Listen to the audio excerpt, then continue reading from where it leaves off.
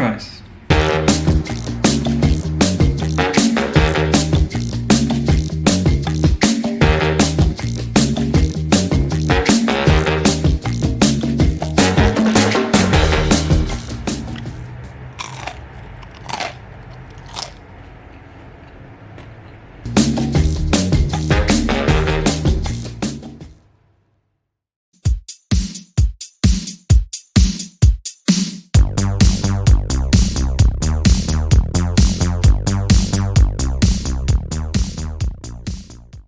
So first thing you want to do is to get your chopping board and your knife because we're gonna chop up some potatoes.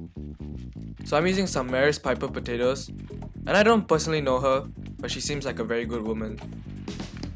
So if possible, you want to try and get some potatoes that are roughly the same size because that leads to fries that are equal in length as well. So just get your potatoes, and now the only thing we're missing is a couch, am I right? Hey, thank you for watching, that'll be all from me today. Alright, so how you want to prepare your fries is to get your peeler and start peeling off the skin.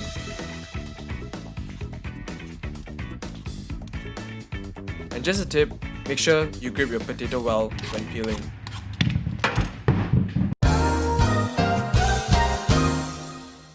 So throw away the scraps and place your peeled potato on the cutting board.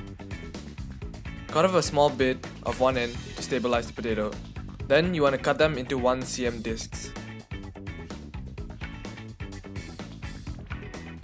Just like this. Then you want to take your disc and cut them each again into your fry shape.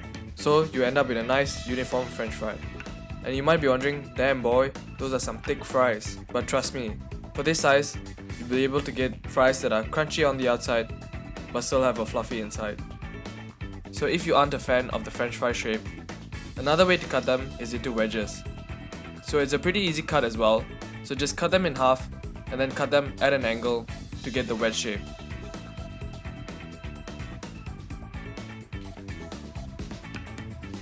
And you should end up with half moon shapes, which aren't perfect but will still do the job. So once you're done, if you grab a fry and rub it, you'll notice a slimy kind of residue on them, which is actually the starch being released from the potato. Alright, looking back at it, please don't rub your fries like that. So we now want to get rid of that excess starch, which will inhibit us in our pursuit of crispiness. So to do that, get a bowl and fill it up with cold water. Then you want to add some salt to that water.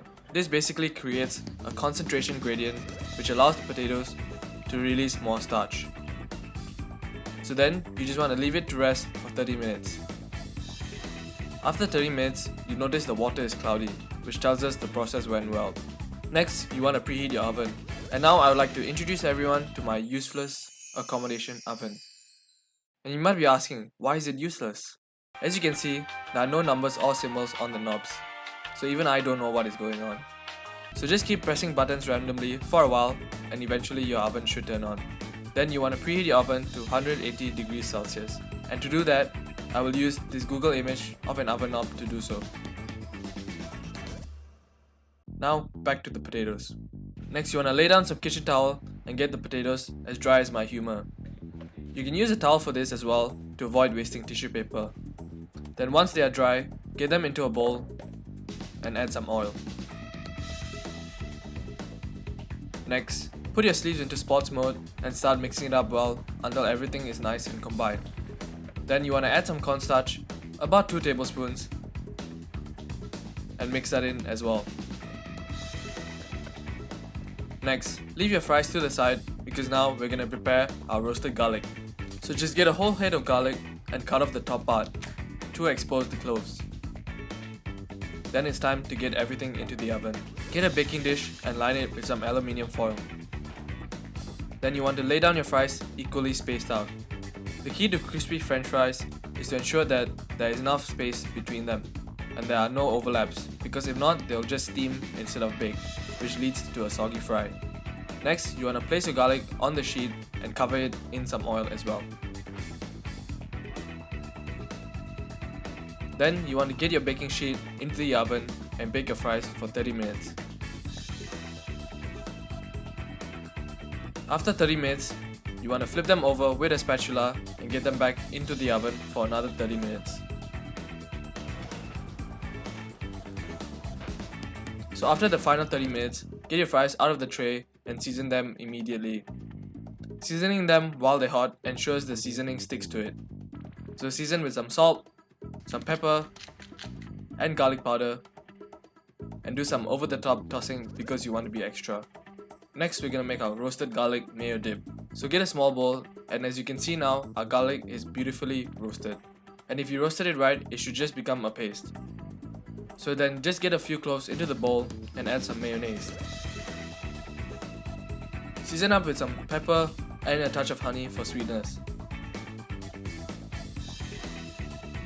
And mix everything around until it's nice and combined. And then it's time to serve.